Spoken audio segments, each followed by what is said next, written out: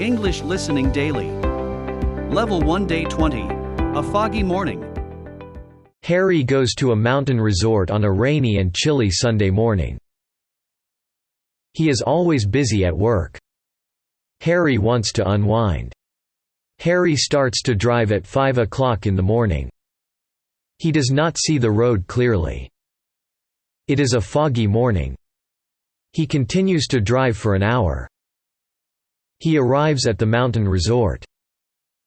He lies down and rests. Chilly, chilly, chilly.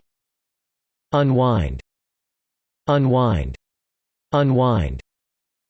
Foggy, foggy, foggy. Arrives, arrives, arrives. Lies, lies, lies. Harry goes to a mountain resort on a rainy and chilly Sunday morning.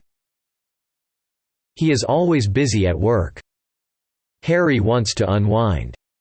Harry starts to drive at 5 o'clock in the morning. He does not see the road clearly. It is a foggy morning. He continues to drive for an hour. He arrives at the mountain resort. He lies down and rests. Thanks for practicing with us. Join us for another English conversation practice. Please check out our other videos.